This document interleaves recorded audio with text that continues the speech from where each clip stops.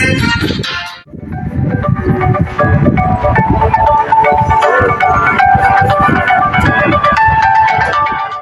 araw. Narito tayo sa Jaro Talks upang kapanayamin natin ang dalawa nating kababayan ukol sa kanilang trabaho at tungkulin nila bilang isang seaman at piloto. Magandang araw po sa inyo, Ginoong Milo. Magandang araw naman, Jaro. Kamusta ba kayo? Okay naman ako sa katunayan ay galing lang ako sa trabaho ko. At galing ako sa ibang bansa. Galing ako sa Japan. At darating ko naman na okay naman yung naging travel namin papunta dito sa Pilipinas. Ako po ay si Lord Jaro Ayalines. Galing sa ikalimang baitang ng Pulamis sa Fort Bonifacio Elementary School. Nais ko po kayong magpatayaw na para ibahagi po sa akin ang inyong karanasan bilang isang piloto. Sige, maganda yan para maisabi ko naman sa kanila kung ano yung naging buhay o paano ang magiging isang piloto. Sige. Okay po. Narito ang mga tanong. Ilang taon na po kayo nagtatrabaho bilang isang piloto? Sa aking bilang, nasa mga 25 years na ako. Nagpapalipad ng aeroplano, ako ay nagsimula sa Philippine Air Force. Doon ko na ko ngayong pagiging piloto ko. At pagkaraan ng mga 9 na taon, ako ay lumipad sa Philippine Airlines. Ilang taon na ba ako? 14 years na 14 years na sa Philippine Airlines. Kaya halos lahat 25 years na ako sa pagpapalipad ng aeroplano. Talagang Hindi ka pa pinapakatapit ng piloto na ako. ano pong partisipasyon ninyo sa paglago ng inyong pinapasukang kumpanya? Malaki kasi ang partisipasyon ng piloto kasi kami yung naghahatid ng mga pasahero mula sa isang lugar patungo sa kabilang lugar. Kaya kailangan din maingat kami, kailangan alam namin yung aming ginagawa, kailangan din nag-aaral kami at nakapagpahinga kami. Kasi kapag kami nagkamali, delikado talaga. Aksidente talaga ang kahinatnan kapag kami ang hindi naghahanda. Kaya parang nakasalalay talaga sa amin bilang piloto at bilang kapitan ng eroplano, nakasalalay talaga sa akin yung mission namin mula sa isang lugar papunta doon. At kailangan magampanan namin ito ng ligtas at sa maayos na paraan at sa pinakamatipid na paraan para umita naman yung kumpanya sa amin. Okay po. Ano po ang mga pangyayari sa inyong trabaho ang pinakamahirap na inyong napagdaanan? Sa katunayan, yung pinakamahirap talaga ay hindi naman talaga sa liparan. Kasi sa liparan naman, napapag-aralan naman namin talaga yan. Ang pinakamahirap yung umpisa.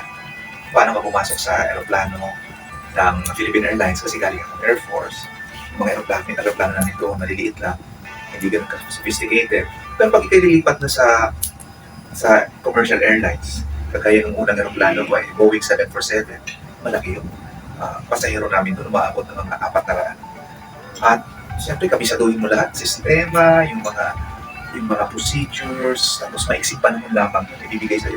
Nakabisaduhin mo lahat, tapos ang daming mga check ride, may check ride sa kumpanya, may check ride sa gobyerno. Kailangan mo siyang ipasa lahat, tapos maraming examination, written examination, oral examination, interview, napakarami po. Kaya yun sa akin ang pinakamahirap. Kasi kapag nalampasan mo na yun, ituturo naman sa iyo kung pagka may aberya, anong gagawin mo. Ituturo naman sa iyo kapag ikay nasa ipapawid, anong procedure mo. So, yun lang ang para sa akin ang pinakamahirap. Yung ikaw ay galing sa labas, at kayo papasok pa lamang at bago yung aeroplano mo, bago sa iyong paningin, bago din sa iyong pangunawa, mahirap talaga siyang kaagad na matutunan. Pero kaya naman, dasalang talaga. Salamat. Nagkaroon na po ba kayo ng suliranin sa inyong trabaho? Sa katunayan, marami Kasi hindi naman lahat ng lipad nangyayari kung ano yung inaasahan mo. Pero mga hindi inaasahan mangyayari. Halimbawa, may sira yung aeroplano. Bilang kapitan, ikaw yung magdidesisyon kung itutuloy mo ba yung lipad o hindi. Para masabi mo ituloy o hindi, kailangan tingnan mo sa libro, konsultahin mo yung libro. Kaya marami kasi mga libro, ilang volumes yung 3 volumes, tapos mayroon pang isang volume para sa mga regulations. Kaya kailangan kabisaduhin mo doon sa mga libro kung saan yung sagot sa iyong problema. Kaya ang ginagawa ko talaga, pinakabisado ko yung nakalagay nito sa libro. Tapos kung ano ang sira doon, kailangan alam ko kung saan siya hanapin sa libro.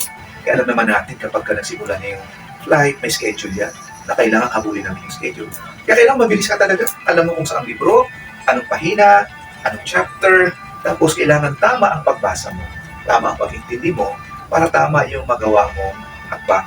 Kasi pag nagkamali ka doon, naku, mas lalong masisira yung aeroplano, yung mga pasahero, mas lalo silang matatagalan, at yung kumpanya ay mas lalong malalagay sa langanin. Kaya kailangan talaga alamin ang iyong trabaho na nagmumula talaga sa puso. By heart, alamin mo dapat yung trabaho. Pero nanutas ko naman mga kayo. Nanutas ko rin. Bilis ko lang reaction niya ba doon? Paano po talaga, sipag lang, sipag. Okay po. Paano maging isang masipag na piloto? Ano po ang mga kailangan niya pong gawin? Kapag kasi ay gusto mo kasi maging mabuting piloto, kailangan hindi ka napapagod. Mag-aral at matuto ng mga bagong mga kaalaman. Basta talaga. Basta, aral. At sa katunayan sa amin, every 3 months, meron kaming exam ulit. Meron kaming written exam, may interview kami.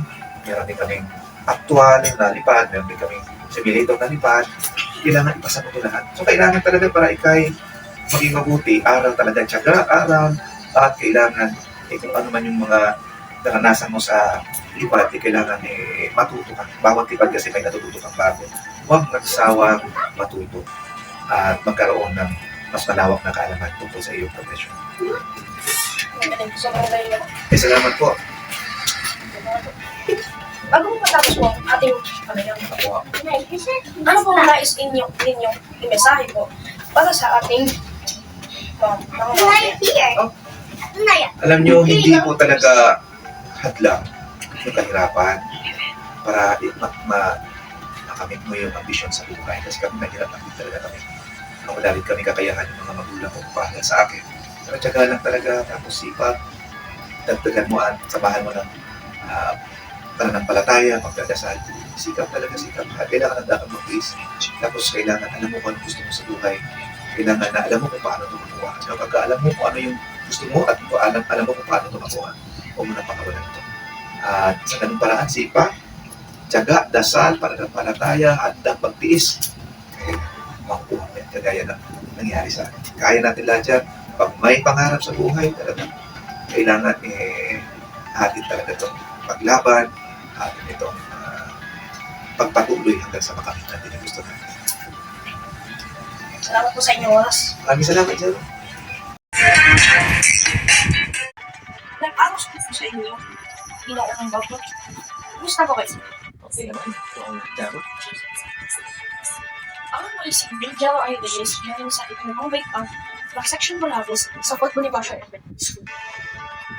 Nais ko po kayong mga panayahan para ibahagi sa amin ang inyong naranasan bilang isang simula. Narito ang mga tanong. Ilang taon na ba kayo nagtrabaho bilang isang simula? Po ay 10 taon na nagtrabaho sila. Kaya nag-umpisa ng 2014 hanggang ngayon ako ay university. Ano po yung participasyon ninyo sa paglago ng inyong pinag-ulang kumpanya? Kami bilang seaman, kami ang isa sa mga pangunahing elemento kung bakit important sa ating bansa. Kasi kami po ang dadala ng mga supply gaya ng sukal, pala, saging, mga bagay na kailangan natin i-import sa ibang bansa. Nagdadala dyan sa States. Yun po.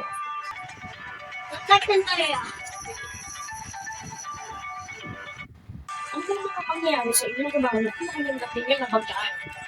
Siguro isa sa pinakamahirap na nila pag-aaral is yung magkarga at mag-diskarga ng mga kargada. Kasi ito ay masayban na delikado. So, kailangan namin mag-ingat sa gawain ito para maiwasan ang aksidente, maiwasan ang sakot. Yun ay isa sa mahirap na.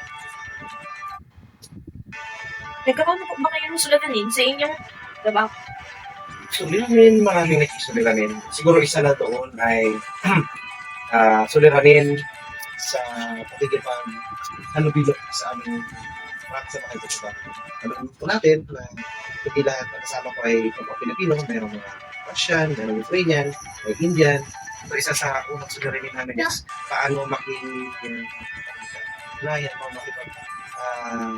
kaibigan at paano makipag-Pilipino na hindi nakaka-offend at na-respeto mo rin yung mga isa sa mga nagsusunod. Pag maging isang mahusay na seaman, ano pong katangian ang dapat ninyong Para maging mahusay kang seaman, kailangan unang-una masipag ka. Kailangan masipag ka. Kailangan mahaba ang pasensya. Kasi pagdating sa barko, maraming trabaho. So, kailangan mo talaga ng mahabang pasensya. At tatlo, so kailangan mo magkaroon ng matinding determinasyon. Kasi pag mahina ang iyong determinasyon, hindi ka kumakagal. bago po matapos ang ating panayam? Ano po ang inyong imemensahe sa ating mga mamamayan? Sa ating mga mamamayan, siguro ang masasabi ko lang is kung gusto niyo pong mag-seaman, tulad ko, ito po isang magandang trabaho, marangal, malaki po ang ating naitutulong sa ating bayan.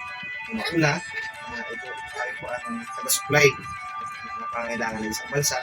Kung di dahil sa ating mga seaman, no, ang isang bansa ay mahihirapan sa kanilang buhay. Sana respeto natin natin mga seaman kasi sila po talaga ay itibiro ang kanilang ginagawa sa barko. Na ay buhay buhay, malayo sa kanilang pamilya, tao lang din sila na nalulungkot. Kaya salamatan din po natin natin mga seaman sa kanilang. Salamat po sa inyong oras. Salamat din. Maraming salamat po sa pagtugon ninyo sa aming mga katanungan. Ngayon ay may idea na kami sa aming kaisipan. Maraming salamat po at magandang araw.